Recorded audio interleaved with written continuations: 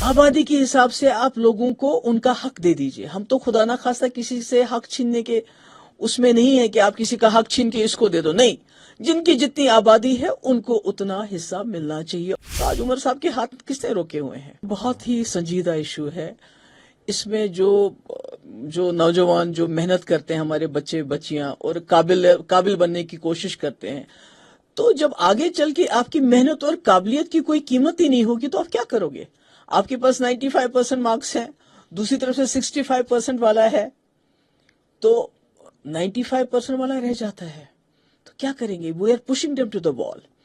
تو ہمارا یہ کہنا ہے کہ آبادی کے حساب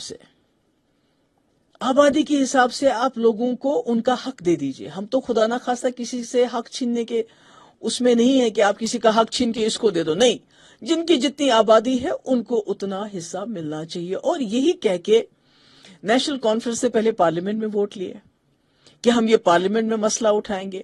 آپ دیکھیں ان کے جتنے بھی ممبر پارلیمنٹ ہے، کسی نے پارلیمنٹ میں اس کے بارے میں بات نہیں کی.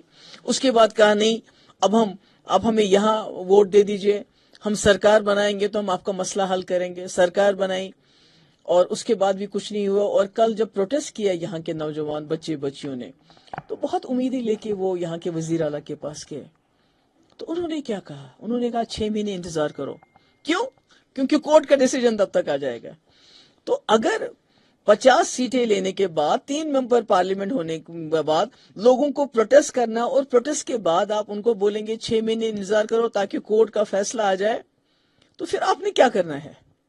تو میں تو سمجھتی تھی کم سے کم وزیر اعلیٰ صاحب جو ہمارے پوسٹ گریجویشن میں ریزرویشن ہے، جو نیٹ کے ایگزام ہوتے ہیں، کمپٹیٹیو ایگزامز ہوتے ہیں، جس طرح میں نے 2018 میں SRO 49 لایا تھا اور 75% ریزرویشن اوپن میرٹ کے لیے رکھی تھی.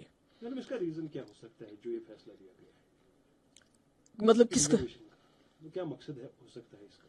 نہیں، میں کہتی ہوں دیکھیے نا کہ آپ ایک بہت بڑی آبادی کو، 70% آبادی کو you are pushing them to the وال.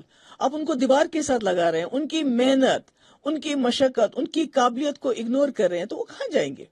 اور آپ نے صحیح کہا کہ یہاں 30 سال سے حالات خراب رہے ہیں، نوجوانوں کے پاس کوئی ایونیوز نہیں ہے، پرائیویٹ جابز ہمارے پاس اویلیبل نہیں ہیں، سرکاری جابز ہیں، پوسٹ گریجویشن ہے، جو بھی ہے اس میں اگر آپ ان کو 70% کو 30% دیں گے تو اس میں کیا ہوگا ان کا؟ تو میں سمجھتی ہوں بہت ہی یہ سنجیدہ معاملہ ہے.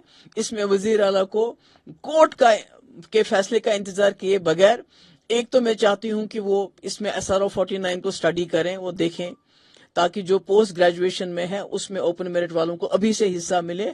اور دوسرا یہ جو ریکروٹمنٹ ہو رہی ہے، دیکھیں 6 مہینے تک ہزاروں لوگوں کی ریکروٹمنٹ ہو جائے گی، جس میں ہمارے لوگوں کا جو یہ اوپن میرٹ کے لوگ ہیں ان کا حصہ جو ہے وہ بالکل نہ ہونے کے برابر ہے. تو پھر کیا فائدہ ہے؟ میڈم، اس کی جو نظر ثانی ہے وہ کون کرے گا؟ لوگ چیف منسٹر کے پاس جائیں یا گورنر کے پاس جائیں؟ نہیں، یہ تو دیکھیے نا، وزیر اعلیٰ کے ہاتھ میں سب کچھ، وزیر اعلیٰ کے ہاتھ میں سب کچھ ہے. جس کے پاس 50 MLA ہوں، میرے پاس تو 50 نہیں تھے، میرے پاس تو 28 تھے. میں تو BJP کے ساتھ سرکار بنا رہی تھی، پر اس کے بعد بھی میں نے جرت کی، میں نے اس وقت SRO 49 لایا اور 75% میں نے اوپن کیٹیگری کو دے دیا.